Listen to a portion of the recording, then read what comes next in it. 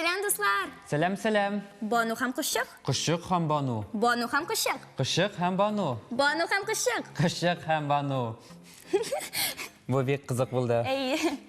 Do'stlar, biz yo'qqa g'ina Banu ham qo'shiq deb jurlamaymiz. Chunki aliga hikoyaning avtori Liliya Isxaqova bugun bizda studiyamizda qonaqda. Salam Liliya opa. Selam, insaf ham Aysulu. Liliya opa, hollaringiz nechuk? Allohga shukr, rahmat yozsin. Sizning hollaringiz nechuk? Bizda yaxshi. Lidiya opam, Banu ham qo'shiq o'ninchi hikoya. Banu ham qo'shiq u mana bu kitobda tasvirlangan hikoya. Ham u bugungi zamonda, bugungi kunda yaşay turgan, sizning bilan bizning kibik u narsalar bilan shug'ullana turgan odatiy molaylar ham qizlar turында tatar tilida oddiy turmushni suratlay turgan hikoya.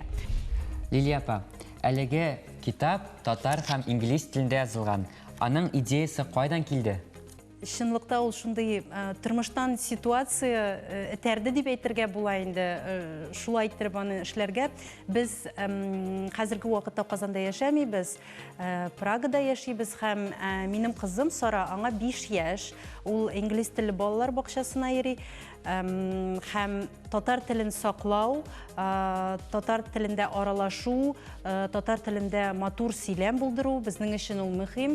Һәм мин Казаннан алып килә башладым күп итеп китаплар. Менә нәрсәдер җитми, гел җитми кебек тоела иде. Менә ниндидер формат җитми, менә яңа караш, яңа сулыш кирәк иде кебек. Шуңа күрә шундый китап татар телендә килеп чыкты һәм ул монда Татарстан эчендә генә булмасын һәм киңрәк татар милләтенең башка җирләрдә яшәүче урыннарына да таралсын дип һәм чит илдәгеләр, чит милләтләрдән булган кешеләр дә кызыксынып укырга теләсәләр, аларга да шундый күз салырга, танышырга мөмкинлек булсын дип шундый ике телдә язылды. Бануны сезнең кызыгыз Сара дип әйтеп буламы?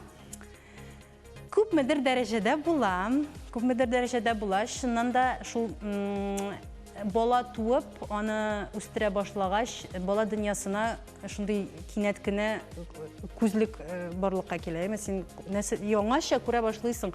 Аха, кеше булай ирәнә икән, ул менә булай уйлый икән, менә ул мондый нәрсәләр аша уза икән дип, һәм буларның бөтенесендә җиткерәсе килә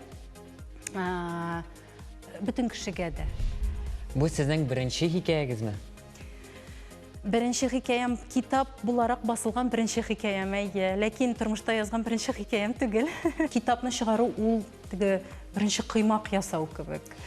Булып чыгамы, юкмы, дулкынланасың, бик күп энергия таләп итә, чөнки бер эшләгән эшне кабат эшләү җиңелрәк, бер дә эшләнмәгән эш, мин гомеремдә дә китап чыгару белән шөгыльләнмәгән, шуңа күрә минем өчен ул яңа тәҗрибә булды.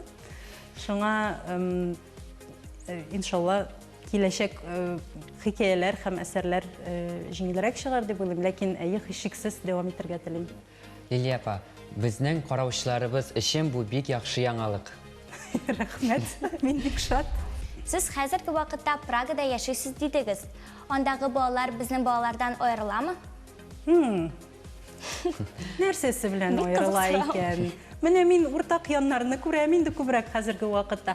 Юк, минем уйлавымча, бүгенге глобальләшкән дөньяда, дөресен генә әйткәндә, локальлек, ягъни ниндидер бер урында урнашу белән генә аерылмый кешеләр һәм этник, ягъни халык буларак аерылып тору да юк бит инде ул хәзер.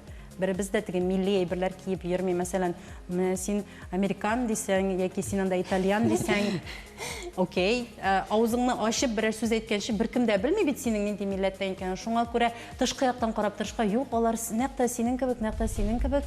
Прагада иң гаҗәпләндергән нәрсә булды?